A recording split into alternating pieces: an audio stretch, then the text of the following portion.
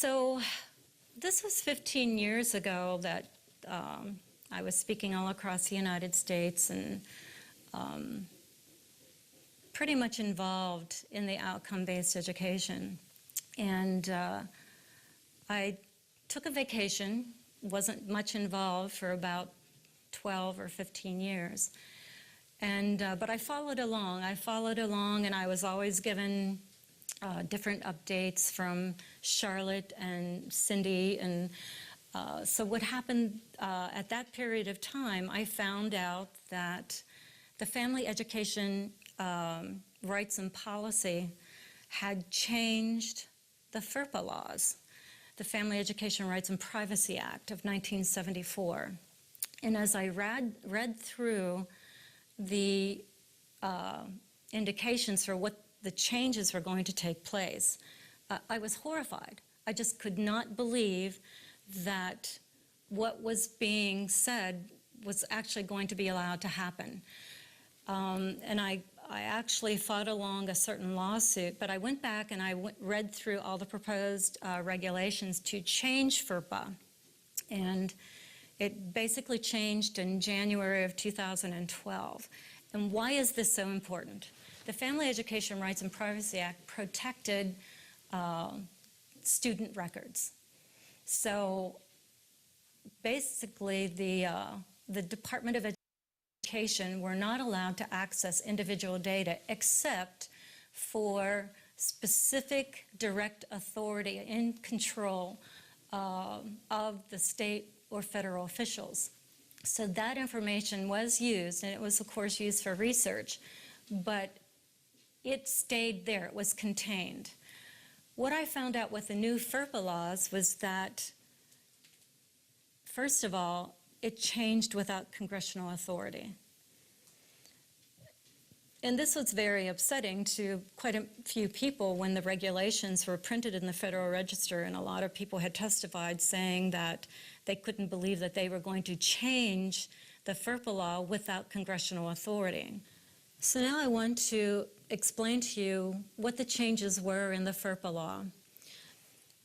Under FERPA, a contractor, a consultant, or a volunteer, or any other party to whom an agency or institution has outsourced institutional services or functions may be considered a school official.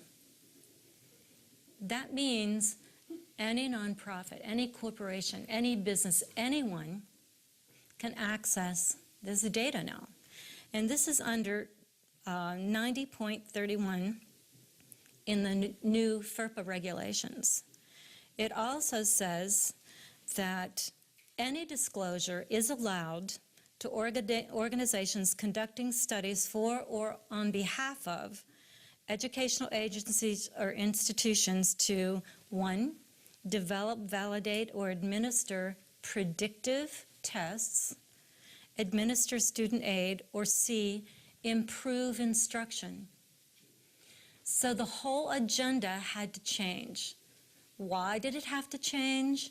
Because in order to move to a new system under the Common Core standards, which mandates that individual children must meet individual standards, you had to be able to access the individual data on the individual child to do the research. Now remember, the new Common Core standards, which are not new, of course, are copyrighted by the Chief State School Officers and the National Governors Association. Why are they copyrighted? Because they have to be used exactly the same in every state. So when the Race to the Top grants were available that the states would apply for, they could get all of this money, tons of money, as long as they used the standards word for word. Why did they have to be word for word? It goes back to the data tracking, the comparability, the transfer of data. Everything has to be the same. This is why an individual state can only change 15% of what the standards are. So FERPA has a section that's called the redisclosure of data. So when you look at FERPA, and there may even be a policy in your school district that says your children's records are protected. No one can access your data, your PII, personal individually identified data, without informed written consent. And you can go in and you change them, and there are policies. And the first 3/4 of the law actually states how they will protect your child's data. And then there's a last section. It says who they can redisclose. Personal, individual information without parental permission. This is the data that is allowing any of those school officials to have. So your nonprofits, your corporations, your businesses, all of these group of people can access personally identifiable information without your informed consent. Do legislators and school board directors really understand this? Probably not. FERPA was only changed about a year ago. The name of the game is redisclosure. Redisclosing the personal information that you have no idea. Now, what is the difference between when I filed before the outcome-based education and the Common Core? Well, remember what I said. When the time of EQA, we're targeting weaknesses, behavioral, psychological weaknesses of children. They were just changing curriculum. Common Core is to an individual. Individual children have to meet individual outcomes. Every individual child has to have an IEP, and I call it a small letter IEP because it's not really under special ed, under the IDEA, Individual Disabilities Education Act. If a child does not meet a specific outcome, that is a behavioral weakness. And that's what the Common Core did. It turned traditional education on its head. You no longer will have grades. You no longer have time. Time is the variable now. It doesn't matter how long it takes as long as you meet the outcome. Traditional education is a floor. You build from the floor. You have a groundwork of which you build up to. The Common Core standards is your ceiling. We will only teach these standards. So it totally is changing the whole concept of what education really is. But the Common Core standards now demand that an IEP, or maybe it's called an individual career plan, an individual career pathway. It could be anything as long as an individual child has to meet individual outcomes. So what does that mean? That means your child cannot escape the psychological manipulation, the data tracking, in order to meet specific government outcomes. Nor does the teacher, nor does your school district. Those individual teachers will be monitored to make sure those children are teaching. And how will they know? Through the testing. Total quality management. They will be able through, they call it feedback loop control. It's a constant reassessment of who's not doing their job, who is doing the job, are the children meeting the outcomes, what happens to a school district if they fall below a certain level. The state can come in under academic bankruptcy, take over the schools.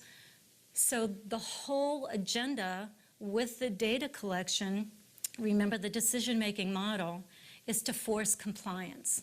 So the whole agenda with Common Core is every individual within the line of making the system work has to come into compliance. So where are we now? With the Common Core standards being passed in every state and the race to the top grants continually feeding the districts to come into compliance, to move their data systems up for the comparability and the transfer of data. And there is some problem with that of making sure that every school district in the whole entire United States has the computer, broadband, ability to transfer data. This is a problem. The next step would be the federal legislation, which would mandate that each individual child could be funded. Each individual child will have the remediation. Each individual teacher must conform to the agenda, which was actually put in place a very long time ago. Another document that I found who was very much involved in the pilot model districts for the Common Core. And there were actually, I think it was 6 states that were involved in the Innovation Lab Network. And what was happening under here, different states were actually selected to pilot the individual education plans, the teacher conformity, and this is what needed to be done. When I saw the, it was a PowerPoint presentation that was done through the Stupsky Foundation, which funded the Innovation Lab Network in some of the different states. I believe Maine was one. Maine, West Virginia, Wisconsin, New York, Kentucky, and Ohio, and I believe New Hampshire is also involved in it now. There was a graph that was within this PowerPoint, and what the graph was actually explaining is that there were certain things that needed to be done to force the whole system into compliance. And the key aspects that they were working on was human capital. Of course, they refer to your children as human capital. Assessment, technology, and time and place. These were the key things. If they could get the child, the assessments, the technology, and that they could do this anytime, anywhere, this is what the agenda was. And it moved to exactly what could be controlled. What could be controlled was the curriculum, okay, all of the affective domain, the teachers, and the money. So this whole scheme actually bypassed what wasn't needed in the system. What wasn't needed, and it showed very clearly in their graph, was the community, the parents, the churches, whatever, finance. There had to be a way to bypass how the money would transfer directly to the individual child, and the governance, okay? We can't have those local school directors in the way to make the system happen. We can't have even your state government in the way to make this happen. And when I looked at the graph, I realized this was a point of how education was going to be used to abolish representative government. How was that going to be done? Well, it's with the new ESA, Elementary and Secondary Education Act, reauthorization. So when I saw what the pilot was going to be, and I looked at the recent federal legislation that was going to be coming to pass, and of course they didn't pass, the Senate and the House of Representatives had not passed the budget for all the time that President Obama was in office. And there was a reason for that, because the system wasn't up to place. Every state hadn't passed the Common Core. We hadn't had all the data system in place. But the reauthorization was taking place. And what was happening here was the way that the House of Representatives, it's called H.R. 5, had written the bill, the whole agenda had to come about to fund that individual child. So how was that going to happen? How were they going to fund those Common Core, which is actually called Brainwashing 101? Brainwashing 101, how are we going to do this and fund the individual child and make it happen? And the answer was choice.